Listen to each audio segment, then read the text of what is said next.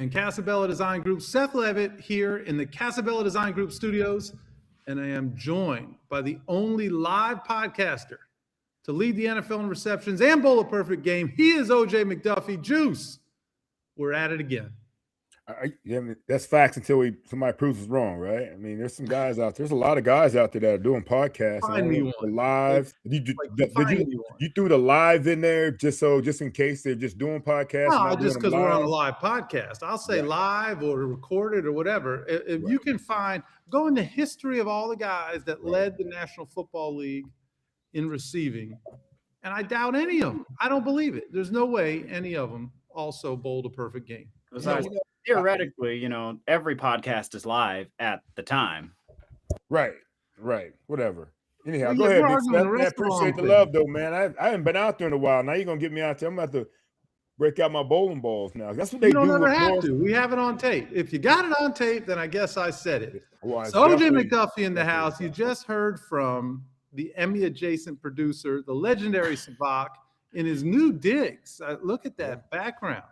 Garage, man. Is that the Paddock Club? That's what it looks like, right? Yeah, man. Really impressive. That's mine. That's mine right there. Yeah, I hate to say it, though, Big Seth, but, I hope that car wins more than the Dolphins do, man. Man. What if they're starting at the same – never mind. We'll get into all that. We'll get into all that. All right. And, of course, we just promoted it. We're very excited to have him here. His second appearance on this side of Fish Tank Live. He lives in the chat. But now he's here hanging with us. It's Mike Oliva. I've been screwing it up. Juice, I found out today. Yeah. I've been calling my man Mike Olivia all this time. He's never corrected me. I have to imagine I'm one of a bunch of people but it's Mike Oliva. Keep the extra eye. Keep the extra eye. DolphinsTalk.com and the whole Dolphins Talk ecosystem. That's something we're going to talk about in a little bit. That's the man right there. He is the man. Mike, welcome back. Thank you. Happy to be here, guys. Happy to talk football with you. Super Bowl week. Wish our team was playing, but okay. That didn't quite happen again. Yeah, but it is a Super Bowl week, so it is. Look, final game of the year on Sunday. That's going to be fun. It'll be more fun if one team wins than the other. But happy to be here with you guys. Right. Yeah, Mike. But thinking about that though, the final game of the season, man. I mean, that's when we get that FOMO, right? I know it's so bad, man. Knowing that, in a few days there'll be zero football that we're going to really, really enjoy, And I'm gonna tell you what, football season, post regular season's been really, really good, and that's been fun. Hi, Lisa. That's my homegirl right there. She's up there. Hey, she's in Rochester now, Mike, so she might be battling you for that coldest weather we were talking about right there. It's not far from me. It's cold there too. You guys on the same belt, cold belt, right? Okay, yeah, all right. Right there. I was crying to Mike the other day. It was 37. He goes, "Yeah, well, at least it's not -1 like it was here. I'm happy it's 10." Pretty much still the same. Not much difference changed since then. North Florida, Sevach, what'd you guys get down to? Let's see. Over this past weekend, we got down to 28. Oh, that's not too bad. You did pretty good. Yeah. All right. Did you get snow? No. See, we never time it out perfect enough. We always either get the precipitation or we get the cold weather. We can't ever get both together. Yeah. Well, get your shit together, Jayville. Let's go. Let's get it figured out. If you're going to make it cold, might as well make it snow. That's all I say, man. Right. I'll send you some. No doubt. Now, as anybody who follows the live on a frequent basis knows, we're missing a couple of our regulars. So Chad Van Horn, the heart and soul of Van Horn Law Group, is pouring his heart into his new beautiful baby girl. Juice, you did a beautiful tribute to Chad in your last I Tried to Tell Y'all. But since then, a baby Van Horn has entered the universe. So shout out to Chad. Yeah, baby Kiara Van Horn. Van Horn, man. She's beautiful. She came in over 8 pounds, 21.5 inches long. She's ready to walk already, man. You know what I mean? Yes, she came in. She was ready. And Miss Gabby, her mom, you wouldn't even know she had an 8-pound baby brewing, man, because she was so still petite, worked out up to the Saturday before she had the baby on the Sunday. And so blessings to our Van Horn family, man. And I can't wait to meet my niece. Of course, Paula Bishop Photography is going to be doing her baby pictures. So shout out. Yeah. So we've already got that planned out. We just got to wait for Gab to be ready, and then we'll be ready for little baby Kiara. Very nice. Very nice. And Chris Perkins is, well, we can make a Wi-Fi joke here, but fighting with his townhouse club, whatever. Off the grid by being in his apartment. Yeah. Apartment complex board. Yeah, the Starbucks is under renovation, and so is the Wi-Fi. I don't know what the situation is with Perk. Actually, in fairness, we were giving Perk a couple weeks away from us just to see if we can get things figured out. I think he might have just dropped a column on something that we're going to talk about today, because today was the Meet the Coordinators in Miami Gardens, and I know he had to write a story about that. So with that, let's jump into that. Did everybody get a chance to listen to the coordinators today? They were all available to the media. I saw most of it. I didn't see all of it. I heard them. Yeah. Bits and pieces. You guys seem really interested and excited. Everybody's fired up to learn who the new coordinators are. Yeah, I'm gonna tell you, man. I did listen to the coordinators, and I like that. It seems like everybody's in unison with this group right here. And one thing that I did get from all that too, Big Seth, is that they all know each other, which is always like, that familiarity is always a good thing too, in my opinion. Of course, there's going to be some other people that are working below these coordinators that are probably new people, but at the same time, though, I think that the guys that they've assembled so far, they know each other very well. They obviously know how to work well with each other, which is always going to be important.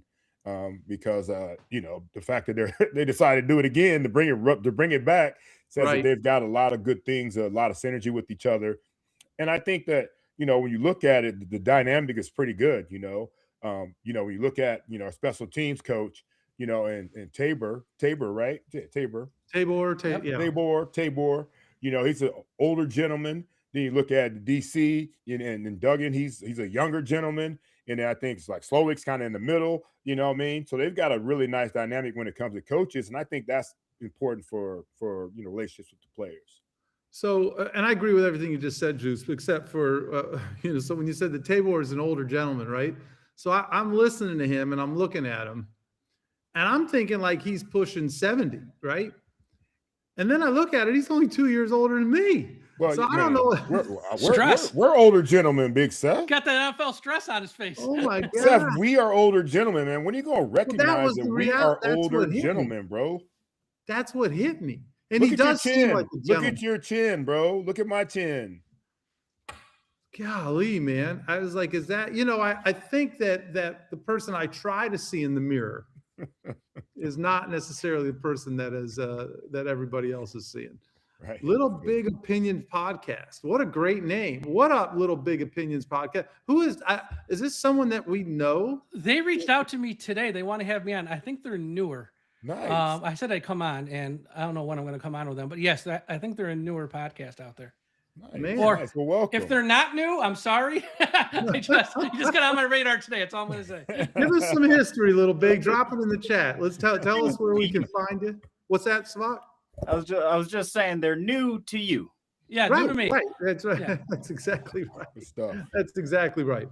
Well, so there was a lot to unpack there. I want to start with something that you mentioned, Juice, and that was, hey, they all seem to know each other.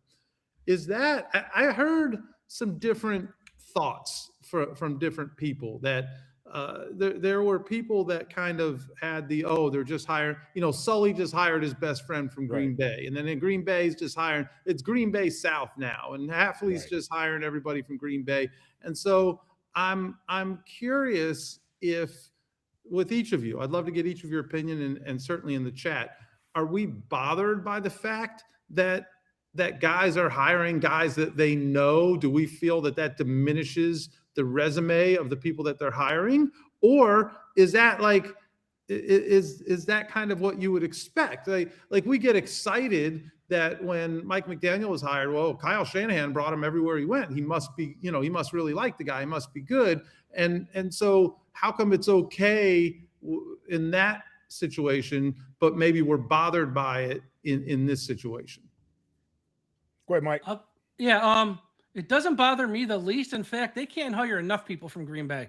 Green Bay's had more success the past 4 or 5 years. Like, why wouldn't we want to replicate that here?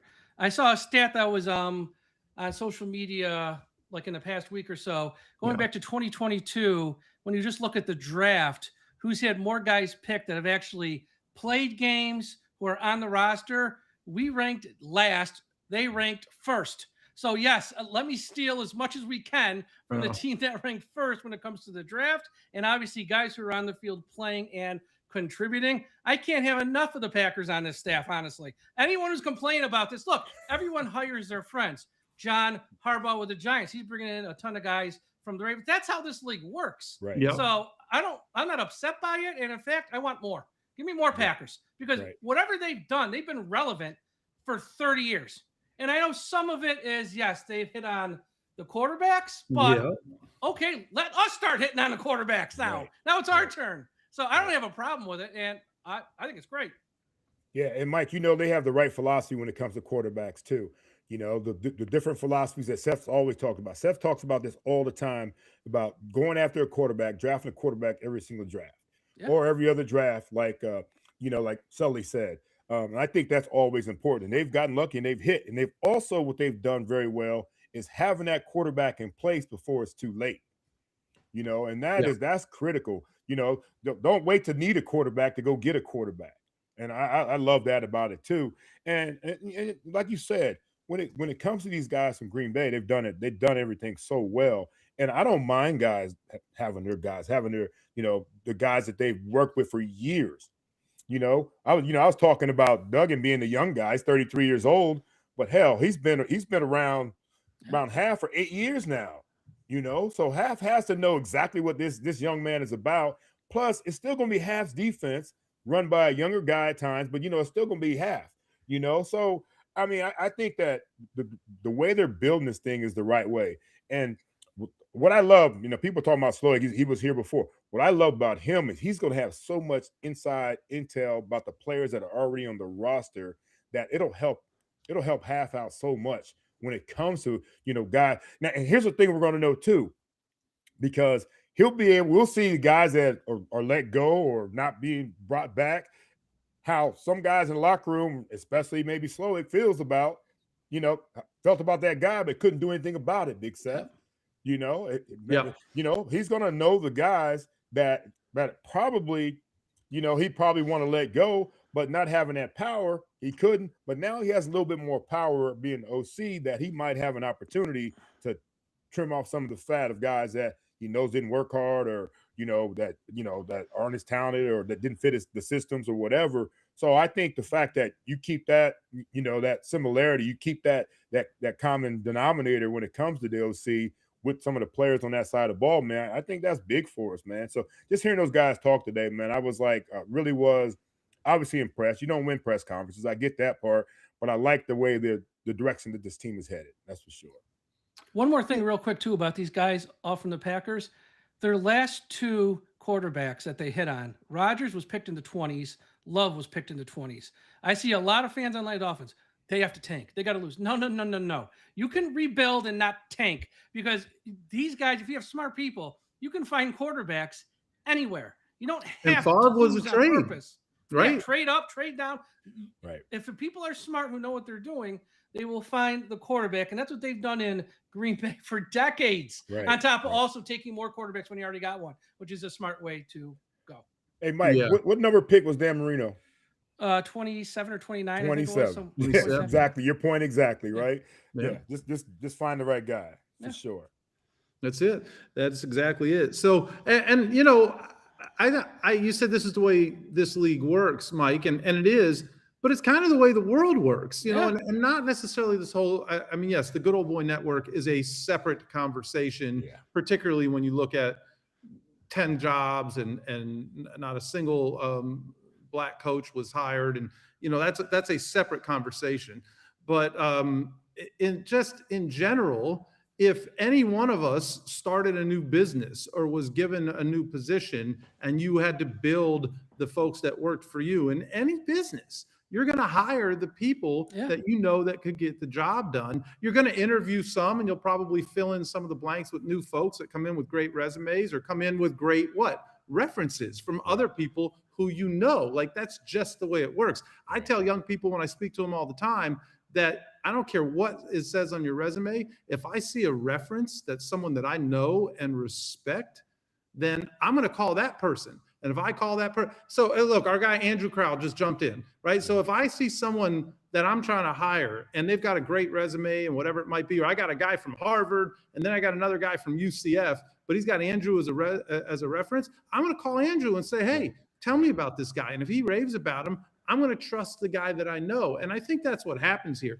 You can't tell me that John Eric Sullivan gets the job of a lifetime. He spent 30 years, 20-something years in football, hoping to one day be a general manager. This is the peak. There's no job beyond general manager. If you are, like, he's not trying to become a head coach. He is exactly where he wants to be as a general manager. Do you think his first and most important hire, he's just going to hire his friend who might be a slapdick? Like, no chance. It's no not chance. gonna happen. No, it's not. And plus, I also heard from some people, which I never really thought about, but it makes a lot of sense. With a head coach, at least, you want a guy that has been at a lot of places. Why? Networking. He knows a lot of staffs. You know why Chris Shula maybe was hurt a little bit is he's only worked for the Chargers for a very short amount of time and then the Rams. So for him to put together a staff, he doesn't have the network where someone even like Hafley, who was with Cleveland, Tampa Bay, San Francisco, Ohio State. Then he was with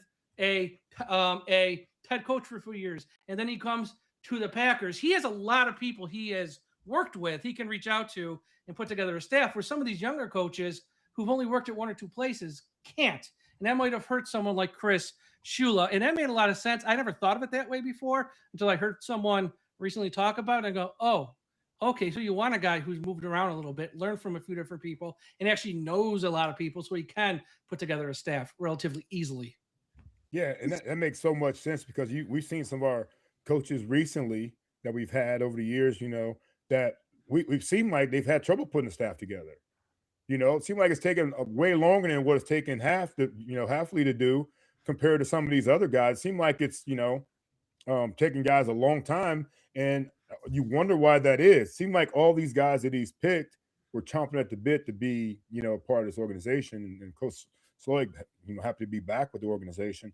So I think that's a great point, Mike, because, you know, knowing guys is important, but the fact that you've rubbed elbows, you hung out, you know families and things like that, you know the kind of guys you want on your staff, and you have to be around a little while.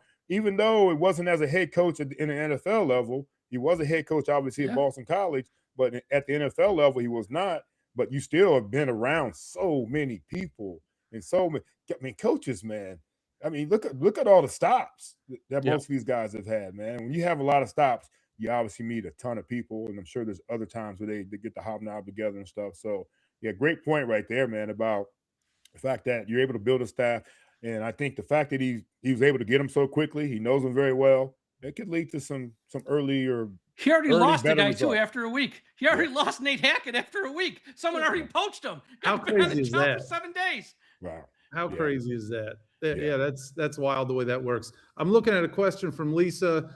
She said, was it a foregone conclusion that we were moving on from Weaver, even if he didn't get another job? So, I mean, I don't, there's no insider information here coming from me, at least. Obviously, Weaver got really close on a couple of different opportunities, or at least that's what it seems like from the outside looking in when he got a couple second interviews. But what you have to keep in mind is he was a defensive coordinator. You hire a head coach who is a defensive coordinator who's saying from the moment he walks in, I'm going to call the defense. Right. So that's basically, for Weaver, he would be taking a demotion, essentially. You know, he went from where Mike McDaniel considered the defensive coordinator the head coach of the defense. He would be the guy that's, I don't want to say glorified QC because that's not fair. And I liked what Hafley said today, that he has so much faith in Sean Duggan that he's going to allow him to be the head coach first and then call the defense. I thought I really liked the way that sounded and was positioned. But for Weaver to be the guy in control of that room, to have to kind of take a step back, I don't know how that would have worked. Right. You know, and it's hard for anybody. Since the coaches have the toughest job once the head man gets fired. You know, it really is. It's a fact. And so those guys are all, you know, I mean, hell, I'm sure they were making calls when things weren't looking good for the team. You know, you got to start. Yeah, by week like 7, putting those out there. Yeah, you have to start putting those out there early. You know, just in case. And yeah, you know, best thing that could have happened for Weave was to get a head coaching job. Obviously, we just talked about that. That didn't happen. But you know, he did get a lateral move. You know, going to be a defense coordinator again. I thought he did an admirable job, especially when all those corners came in August. The injuries that happened on defense. Everybody has injuries, but he did a solid enough job that, you know, if he had a healthy team, it might have been a little bit different outcome for those guys. But at the same time, you know, who do we keep? I think Embry's still on staff, right? He's not coming back. He's not coming back. He's not coming back. So we don't have anybody then, really. We don't have anybody. So we kept Clark. We kept Slowik and Joe Barry, the run game coordinator on defense and linebackers coach. Okay. Those were the 3 we kept, I think. So I like that. So we got some familiarity, which is nice. I mean, evaluating the talent, these guys have seen it all, you know, and so we'll see how many guys are around, you know, when they start getting rid of guys. I like the fact that we got fresh eyes on these guys. And when we lost Coach Shula to a firing and Jimmy Johnson came in, it was like you got to show and prove all over again. Yeah. You know, only one that was untouchable was Dan Marino. Everybody else, you know, had to go out there and win a position, bro. Yeah. And I like that too. That was part of the whole thing today too, is that they're talking about, you know, and slowly talk every position. They, you know, of course they talked about too. Every position, there's going to be a competition. Yeah. Every single position.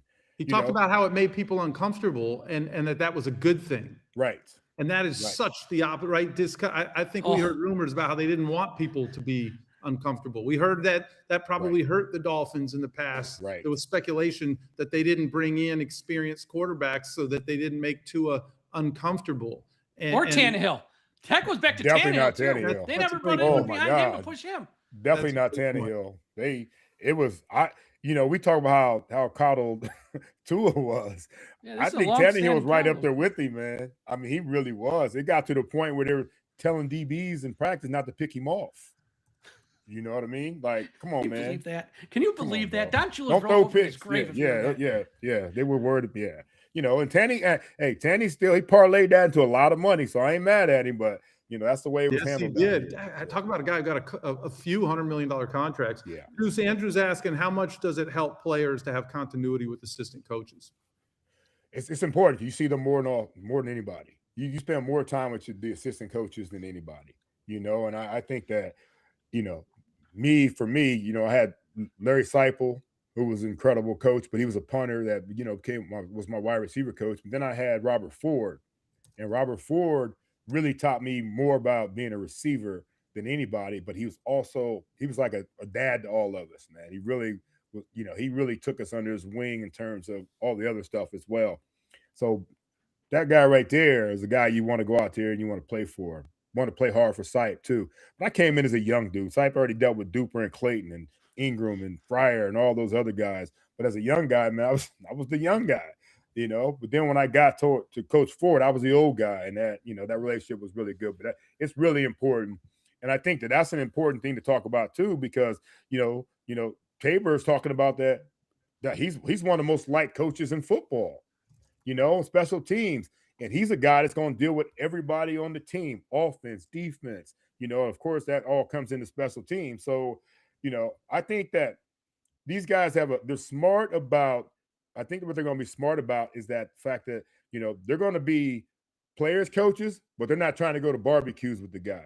Yes. You know what I mean, Mike? They know that line not to cross, man, because you still got to be somebody like, you know, I always use that kindergarten teacher thing all the time. Like, you know, kindergarten teacher, you know, she's got to be mean at first if she wants to be nice at the end. But you can't be nice at first and then be tough at the end and then wonder why the kids aren't listening to you at the end, you know. And we just had that with Mike. That was Mike's whole problem. Right. In that he was too friendly with the guys. And Right. I get it. It doesn't need to be the days of the 1970s or 80s where it's MF for this, MF for that the whole time.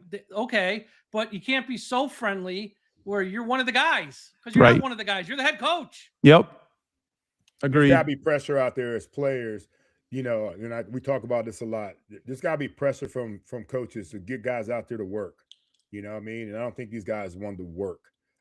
He didn't make them go out there and work, you know.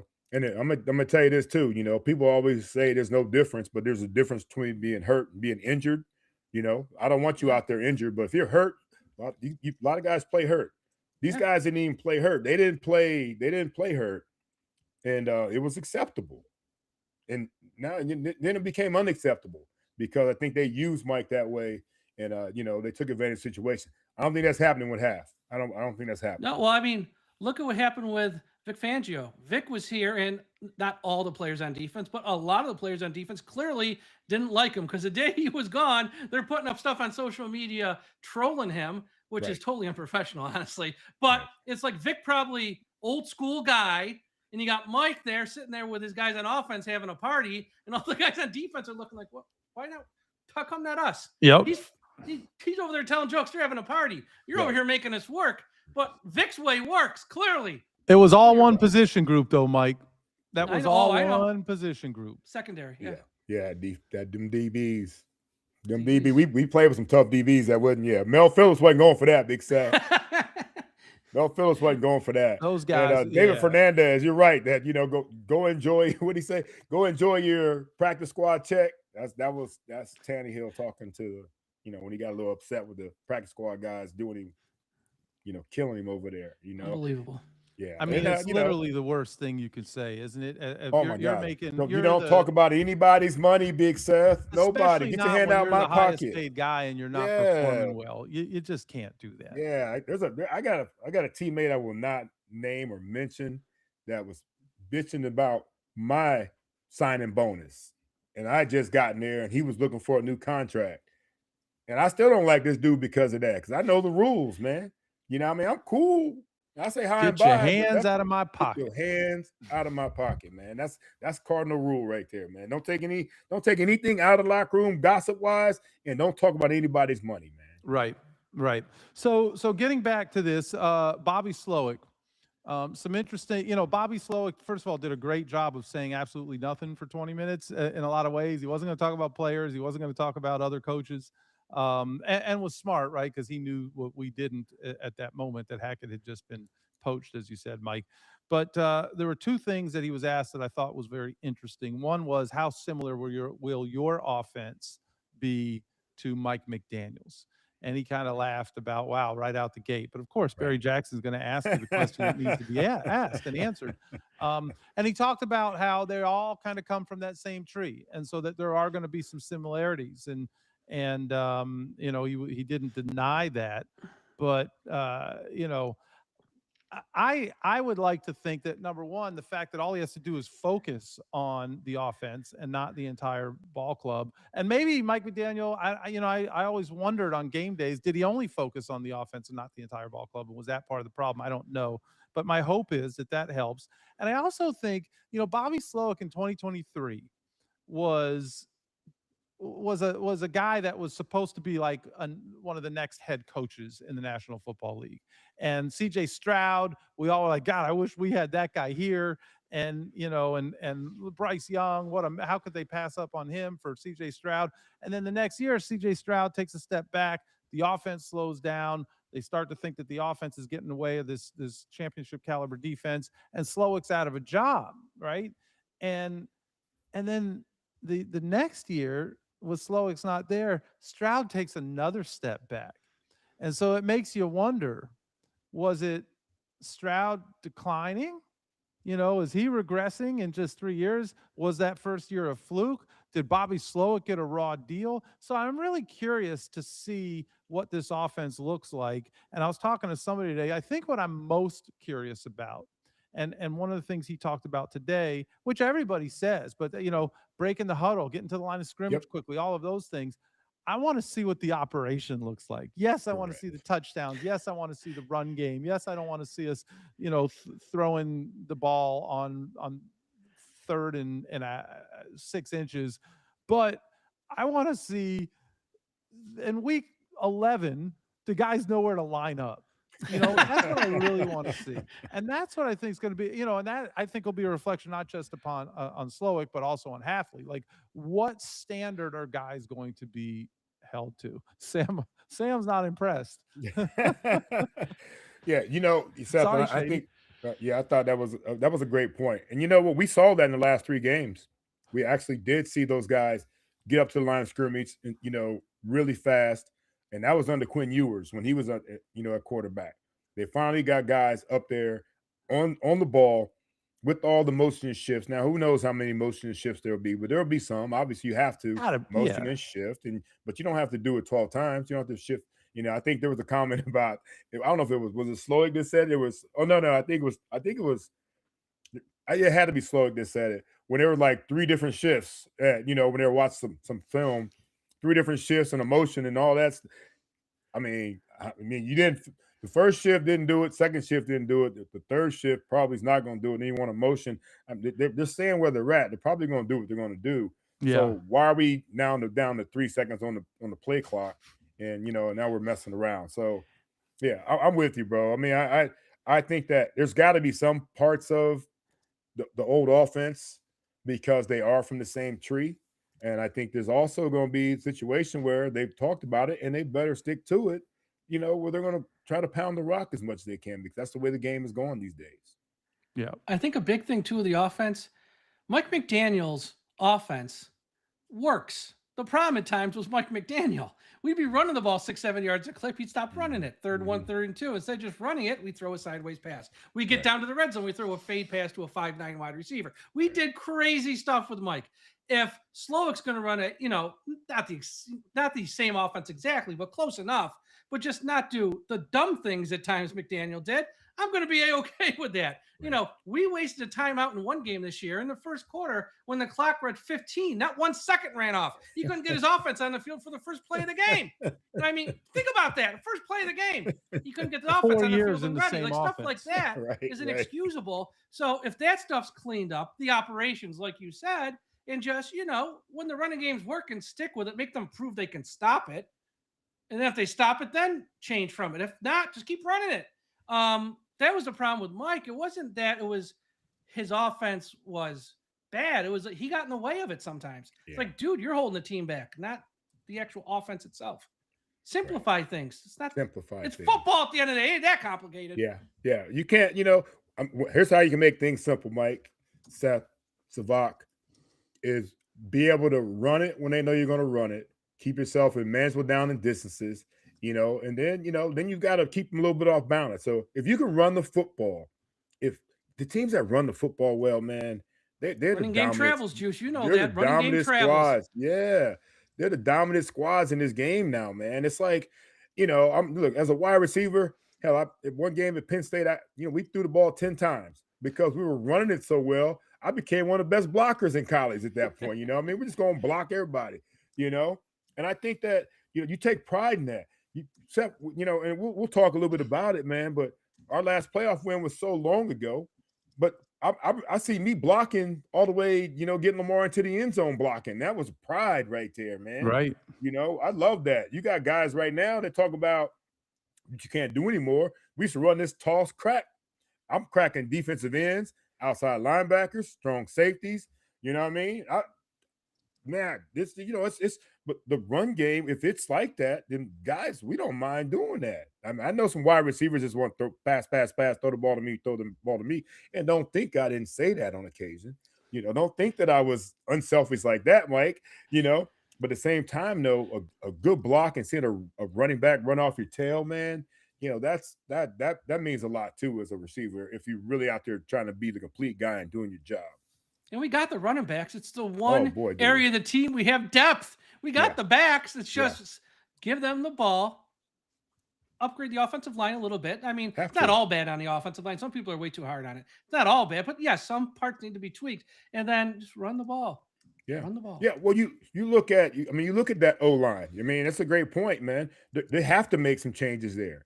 Right side needs to be addressed. The right side 1000% has to be addressed. And I think that Tagovailoa is going to have a much better year. Patrick Paul had a great year for second year guy. Aaron Brewer, I mean, hell, might could have been offensive MVP if it wasn't up for awards. Yeah, except for if it wasn't for Achane. You know what I mean? And then the right side, Austin Jackson, we'll see. That right guard position was a mess. Austin Jackson missing half the season. Austin Jackson never plays. That's a problem. I mean, let's just be honest. He never plays. That's what we're talking about. That's exactly the problem. That's exactly the problem. When he plays, though, he's pretty good. We never thought we'd miss him. Then we miss him. And then we don't have him. Then we miss him again. Yeah. We can't figure it out with him. Yeah. Never mind. I'm not going to go there because I'm going to create a problem. They might figure it out for him real easy. Right. I was going to go somewhere that I shouldn't go. So, yeah, I thought that was interesting, but he was also asked about Tua. So Slowik was asked about Tua. He talked about how difficult of a season it was. And, he didn't rule anything out. He didn't commit to anything. But it makes me wonder, they obviously have some tough decisions to make and some significant cap challenges that they're faced with. Starting just because of that crazy Tua contract. And it makes me wonder if they're going to try and get some value out of him. And at least, if they're going to let people compete and say, hey, here's a guy that led the league in passing at one point. Is there anything left? Is it worth giving him a shot? Or are they just going to cut bait? I don't know. It'll be interesting to see. It's over, but I Seth. do think they're handling it respectfully. They are handling it respectfully, but it's over. You got 2 head coaches fired. They ain't gonna let this head coach he ain't gonna get him fired. And I mean, just call it what it is. You got 2 head coaches fired. You ain't gonna get the third one fired. Coming from the top rope. I mean, it's the truth. And plus, I don't know how it works exactly with the contract, but what I've heard and how I understand it, there's stuff in the contract where if he's on the team next year, say he's the 3rd string or 2nd string, he gets hurt, that triggers more guaranteed money on it. It's just gonna make it harder to get rid of him then. I think you just gotta rip the Band-Aid off. Whether you do it post-June 1st, where you take the money and split, or you do it all in 1 year. Next year's probably going to be a rough year anyways. I think all fans of the Dolphins, at least level-headed fans, kind of understand next year might be rough. But at some point, you got to rip the Band-Aid off. I mean, again, we talk about Stroud, how he's gotten worse a little bit every year. Well, our guy, he was doing that first a little bit. I mean, gotten worse a little bit every year. And you can't keep pointing the fingers at the coaches, at this. Then he goes at the press conferences. He's blaming fans. He's blaming this one, talking about his teammates. It's just, he got to go. You can't have him on the sideline next year, moping around, being all miserable and pouty when things don't go his way. He's a nice man. It didn't, and he got paid. So it ain't about money. He's going to be okay. But he got to go. Yeah. Yeah. Well, tell us how you really think. Yeah. Exactly. I try to tell y'all. Yeah, I tried to tell y'all. We've given quarterbacks probably longer, time than we should have. I mean, and especially when you think about, like, we talked about Tannehill a little bit. He needed to be in the right place. He needed a Derrick Henry behind him. He needed that a team that had great defense going to pound the rock, and then he can make a play every once in a while. For us, I think you said it earlier, Mike. I think that McDaniel really wanted to ride Tua so much and prove that he was going to be the guy to make Tua the guy. And then when Tua's health and obviously in his agility, which he didn't have a lot of in the first place, and then obviously his ability all diminished, then it was like, we held on to him a little longer than we should have. So I think you're right, man. I think that, and the game has changed, man. Look at the game. I mean, look at the game now. You've got one quarterback and Sam Darnold who's not very athletic, but he still can get out of there and move and roll and, and get up out of there. And you got Drake May, who's a hell of an athlete. You have Bo Nix, who was a hell of an athlete. You got all these other. That's where the game is. When trouble hits, we need quarterbacks in this day and age that can create. We don't have that creator anymore. In Tua. And we really never did have it. If Tua didn't throw it on time, we were in trouble. And that's unfortunate for him, because when he was on like that, it was amazing. But now the way the game is, if when they condensed everything, and they talked a lot about, and Slowik talked a lot about how that too high shell killed us. Everybody's condensed because we're throwing it so quick. We can't keep throwing the ball quick and expect big results and big chunk plays like we did before. Now the game we got to figure out a way to stretch these defenses out, and I know that, that what on day one, what Half was talking about was that the hardest part for them was when play action or you got a run game and they're trying to throw behind linebackers in the front of safeties. Now, we didn't have that problem because those safeties weren't going anywhere. The windows were so tight because they weren't worried about us getting over the top with the fastest receivers, the fastest tandem receivers in the game. They weren't worried about it because we weren't doing it. We have to get back to being able to run the rock and push those safeties back and be able to throw behind them, behind the linebackers and underneath the safeties. Yeah. I mean, there's no arguments here. I mean, and we got to have a quarterback that has the ability to do that. Well, so that's the big question, right? What are they going to do at that position? Which is, again, that's the point that I was trying to make, and it's why he was asked the question. So I think it was interesting the things that he said about Tua. I don't know that it gives us any kind of answers either way, but it was very nice and professional, and that's what they should say. It was. And by the end of this month, I'd be shocked if he's still on the team because free agency starts like March 9th. It's like it'll be here before you know it. And he ain't going to be on this roster that first day of the new league year when they got to set up their salary cap. So this is going to be his last month in Miami, unless they do it March 1st, 2nd, 3rd. But you get my point. He ain't going to be here much longer. He's going to be off the books. Well, not off the books, but off the roster, still on the books. Oh, wow. However they do it. Yeah. Well. Yeah. Hey. Should be he'll be okay though, right? I mean, Tua's gonna be just fine. He's gonna have steak dinner every night if he wants. He's gonna be okay. That's fine. Yeah, we won't be feeling sorry for him. That's for sure. There's a lot of steak dinners and not just from Longhorn. I mean, although I like a good Flo's filet, that's for sure. So something else that was interesting, Troy Aikman, the Miami Dolphins Troy Aikman, not the Cowboys Troy Aikman, but the Miami Dolphins Troy Aikman was on the Rich Eisen Show this week.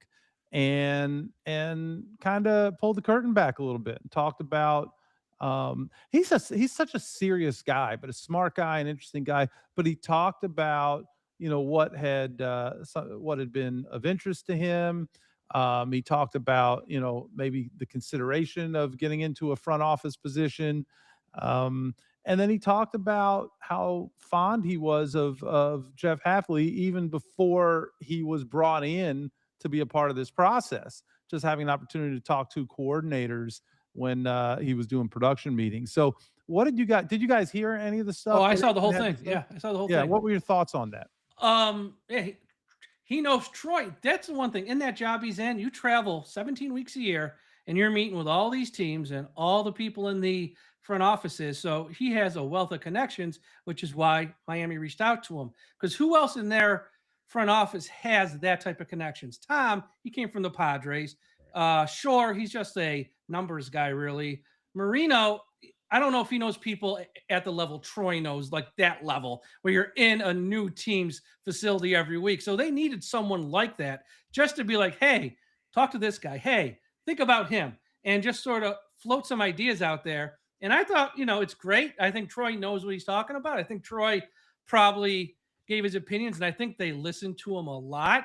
It sounded like John Eric Sullivan was someone he was really high on even before the process started. Mm-hmm. And John Eric Sullivan, obviously, he probably blew them all away when he met with them. And then for Hafley, I think if there's any doubt that he's just going to hire a friend type of deal, I think Hafley probably put that to he also just probably blew them away when he met with them. I thought Troy came off great. I think Troy might be pay for this job next year with some other teams. I could see him having a little off-season job here every year, make some side money on top of his paying gig with ESPN and he's got a beer company as well. I mean, Troy ain't hurting for money, but he's got a gig here, I think, because he clearly likes to work. Valuable for Miami. Yeah. So, but then that begs a question. Like, if a guy was that valuable and you respect him that much, why don't you find a way to bring him in as a part of your organization? I agree. Sign him up. Why would he give up his TV gig though? TV gig is lucrative. You don't have to anymore, Juice. Look at Matt Ryan. Look at Tom Brady. Yeah. You don't have Matt to Ryan's give it gone. Up. He had to give it up. Matt Ryan's gone. Oh, did he give up TV? Yeah, he's all done with CBS. So as an owner, Tom Brady's the one though, where he's the owner. as an owner, you can do it, or do you have to win 7 Super Bowls and then you probably get to do different got a chance things? there? But I'm taking I'm taking he's one got game 3, a Troy. week. He's halfway there. For making gazillion dollars, man. Over you having to be over the day-to-day operations of a football team, man. I'm not lazy like that. I'm just retired like that. Right. Well, he's still grinding though. I mean, not quite the way that he is, but all that travel, and who knows? Everybody's got to make their own personal decisions there. The only difference is in TV, you can be wrong every week. Nobody cares. Still be one of the best broadcasters, right? You can. Troy never settles down with one. That's a great one. That is a great one, Sam. You are the best. You are the best. So it was good. If you didn't get a chance to watch it, I think you should definitely check it out. Yeah. All right. Real quick, I want to talk about your Super Bowl picks, and then we're going to roll into I tried to tell y'all, and we're still going to try and end this thing at a reasonable hour here. Super Bowl picks. Sevach, we haven't heard enough from you. By the way, Sevach, everybody told me last week that they rarely get to hear from you. And then when you came on to the, you turned the mic on, you were like 10 times louder than everybody else. Is that what he did to us, Big Seth? That's just like podcasts. Is it louder now? What's up? That's pretty fun. I didn't notice it. Sounds normal to me. Yeah. I had somebody tell me that they had to literally turn the sound all the way down when you came on there. He came in hot, huh, Big Seth? Sevach came in hot like that car behind him. Oh, man. See? Revving up. So I'm just giving everybody a fair warning. I'm letting Sevach come in. I know he gets excited when he has that opportunity. Super Bowl picks, the legendary Sevach. Who you got? Oh man, I would really love. I want to say it's Seattle. I think they got it. I think they're a better built team. They're more secure, and honestly, I just kind of like Sam Darnold. Want to see him succeed. Yeah. Let's go. The Marlboro Man's descended. Yeah, they're okay. I like it. Better today. Legendary Dick Hammer. Speaking of Dick Hammer, Andrew said last week your mic was blowing everybody else away, but it's much better today. So, all right, Sevach, go. Stop yelling, Sevach. Sevach goes with Seattle. Mike, I still want to keep calling you Olivia. Mike. That's all right. You can stick with it. I've been called worse. Go with it. Go with it, Olivia. Hey, Mike, don't let him get away with it. He gets mad when there's an extra T on his last name. I hate so don't let him get away with anything, bro. No, I respect that. I'm upset with myself as long as I've known Mike, but I'm trying to retrain the brain. So Mike, I sent him today my address. I sent him my address because he didn't have it, and for something he needed it for. And he was gonna type back. You typed your name wrong. My name. I was gonna how about the audacity on me? Like, this fucking guy can't even spell his own name right. And then I go look it up. I'm like, holy it's actually Oliva. What is wrong with me? What is wrong with me that I've been calling him the wrong thing all this time, typing it wrong the entire time? But what's really wrong with me that I assumed that he was wrong and that I was right, and it's only his name that he's had, his entire life. Anyway, Mike Oliva, who do you pick for the Super Bowl? I like Seattle in the game. I also think they're going to cover the spread for those of you that are into that kind of thing. I think they are just a more well-rounded team. And I love this game because it's just misery for Jets fans. Sam Darnold on one side, who they picked and let go, and then the Patriots, who always beat their brains in year after year for 20 years. The Jets fans are just in utter misery right now, and I love it. But I think Seattle wins. I think they cover. I don't think it's going to be close, but I don't think it's going to be like 35-10 either. I think it's going to be a nice, healthy 14-point win for Seattle. All right. Interesting. OJ McDuffie. Man, I mean, look, I talked about Drake May, solid player, man. They've got really good defense. I do like Mike Vrabel. But with all that being said, I hate the Patriots, man. Yeah. I hate the Patriots. I hate the Jets. I hate the Colts. I hate the Bills. And like Mike said, though, this Seattle team, they ran through the toughest division, I think, maybe in the history of football. To beat the Rams. The Rams are the only team I thought that could score on this team. And they beat the Rams 3 times, right? Was it 2 or 3 times? 3. 3 times. The Rams were that team. That division itself was a monster. And for them to get through all that and then get to the Super Bowl, and not win it, that would be crazy. I think that team is so stacked. Defensively, they're incredible. Offensively, they're so solid running the football, and Smith and Jigma. I mean, is that his name? How you say it? Yeah. That dude I'm not is touching it. the best receiver in football right now. There was a debate the other day about whether it was, all chasing all those guys and Puka and all. This guy is the best receiver in football, and people game plan. Here, real quick. This is what made me so mad about the Dolphins. People game plan against this guy, and he still gets 10 to 12 grabs, 160 yards and 1 or 2 touchdowns a game. Who else on the opposite side of him that you got a game plan against? It ain't Cooper Kupp at that age. That's the stuff I'm talking about right there, man. Yeah, and meanwhile, Hill and Waddle got a raise for the 2 12th seasons. Man, they will travel. They got money. They're close. They live right there. All they got to do is travel a little south, and they're right at home. So I got the Seahawks, big stuff.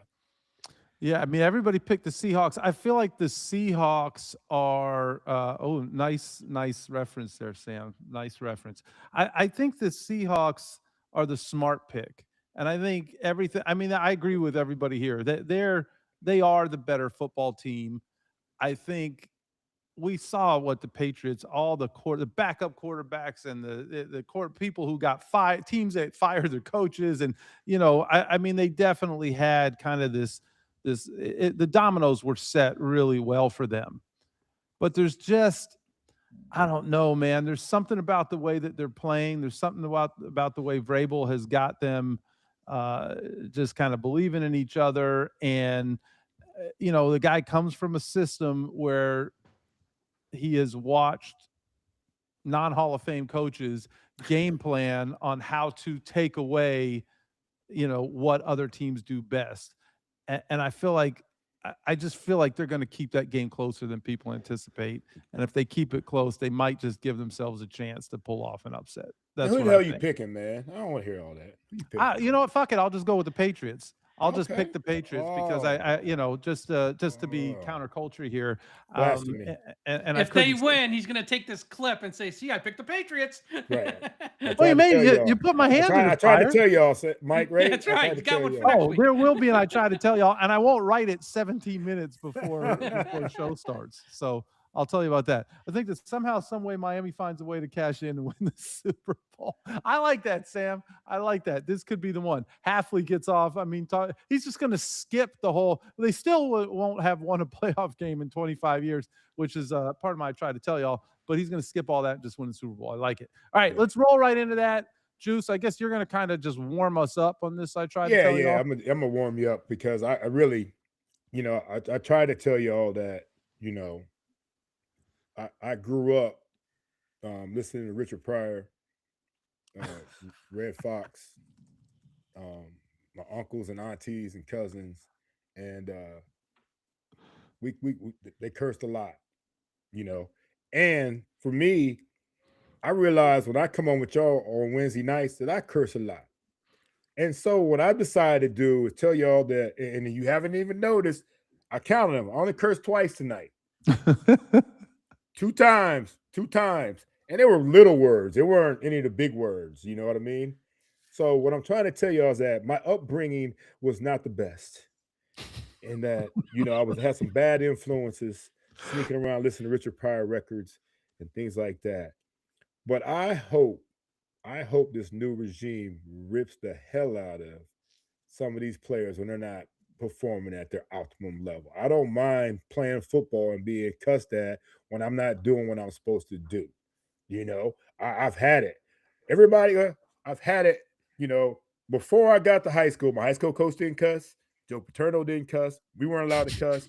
But after that, I was introduced to the coaching realm where cussing was prevalent. That's a big word like mayonnaise, big Seth. So I'm trying to tell y'all that I'm going to try to cuss less, but I don't mind some of these players getting their asses cussed out. I try to tell you. Very nice. Very nice. I was wondering where you were going with it. I thought you were changing your leaf. And I want to know who called you out on the cussing. I just know that sometimes, it ain't for everybody. That's all I know. Well, there's other options. So, but fair enough. If I get one in, though, shit.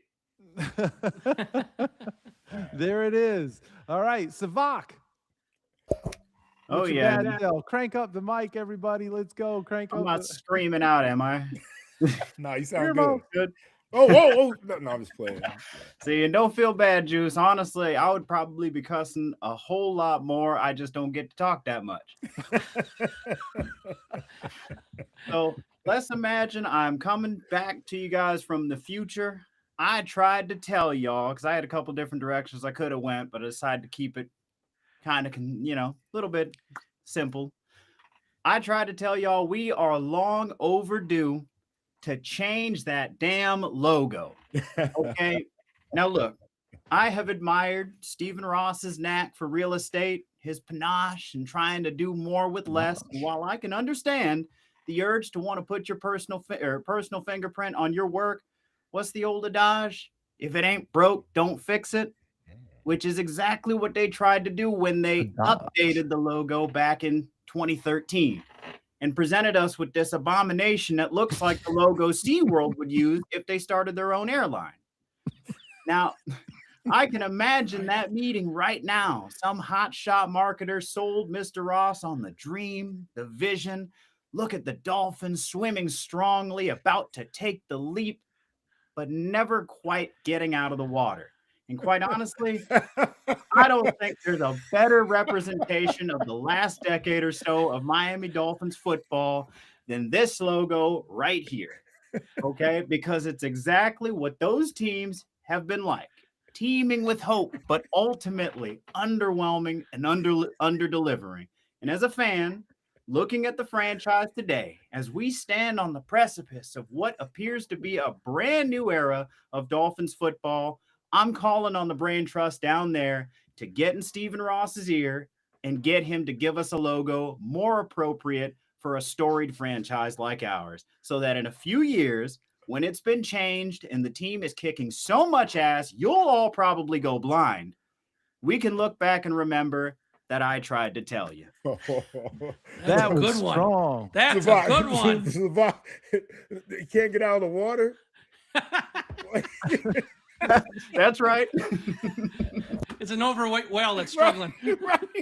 Juice, I counted like 4 mayonnaise words in there too. No, I know, man. How about the adage though? What about those are in there just for you, Juice? Just for you. That was great, man. 4 mayonnaise words to only 1 course word. I love it. That's right. I love it. That's right. Too good. Like a street smart carrot top. Too good. Oh my God. Oh, too good. Oh man, Mike. I'm not even gonna mess up. I'm not even gonna try. Abomination. Here's what we got. Mike Oliva, you are abomination. There it is. Abomination. Okay, it's a Super Bowl this weekend. We all hate the Patriots. We all can agree. Screw the Patriots. And they're back in this game. But one thing I've heard over and over again, and I'm sick of hearing, is that the Patriots are lucky. Look, we're all fans of the Dolphins. We like the Patriots. Let's just be honest, some real talk. They ain't lucky. They're smart. When they see a problem, they fix it. And the other thing they do right is they over-invest in the quarterback position. While Miami's been sitting around hoping, wishing, and praying Mike McDaniel would become a good head coach, the Patriots were firing Gerard Mayo after 1 season because they saw the handwriting on the wall real quick. They saw a problem. They fixed the problem. Look where they are this weekend. They're also smart enough to constantly invest in the quarterback until they got it right.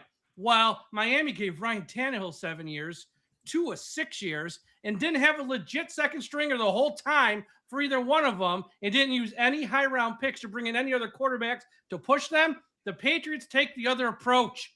Tom Brady, when he was peak Tom Brady, look at this, because I looked it up. When they had Tom Brady, they took Ryan Mallett in round 3 in 2011, Jimmy Garoppolo in round 2 in 2014, Jacoby Brissett in round 3 in 2016, and in 2019, Jared Stidham. And once Tom Brady left, they took Mac Jones. When that didn't work, they took May. And guess what? The year they took May in that same draft, they took Joe Milton in round 6 because they're like, one of these two are going to work out. We don't know. We don't care. So here's the deal. And once May proved he's the guy, they took Milton, who they took in round 6, and they trade him for a pick around 5 the following year. That ain't lucky. That's smart. The NFL's a cold business, folks. But if you want to win, you follow the Patriots way. And the Patriots way is not Bill Belichick. The Patriots way is not Tom Brady. The Patriot way is see a problem, fix a problem. Don't care about public perception. And also keep drafting quarterbacks till you get it right. And once you get it right, you keep drafting more of them. That's the Patriots way. So I tried to tell y'all the Patriots ain't lucky. They're smart. And it pains me to say that. I hope they lose by 100 this weekend, but it ain't luck if they win.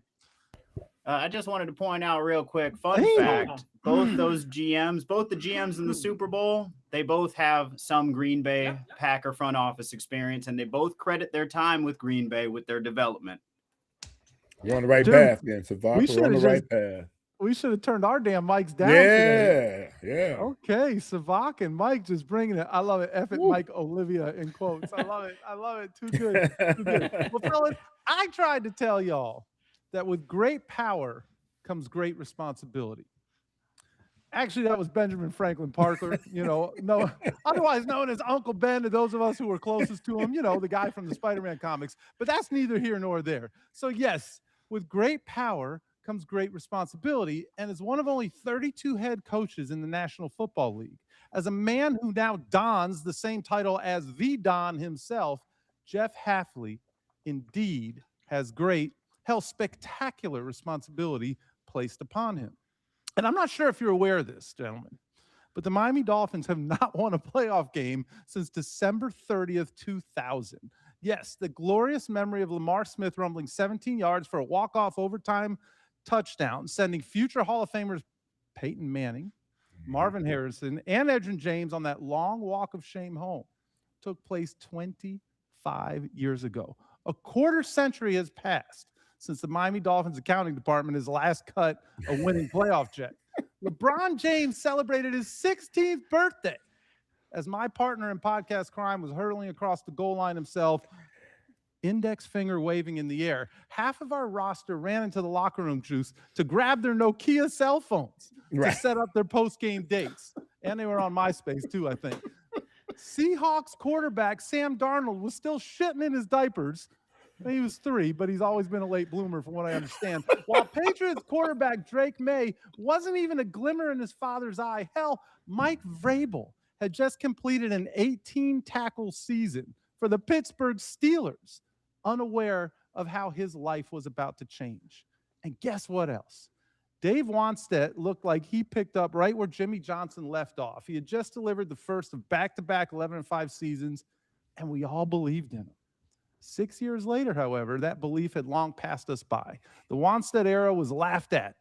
Of course, little did we know it would become looked upon as the glory days for so many of Dolphins fans that we hang out with today.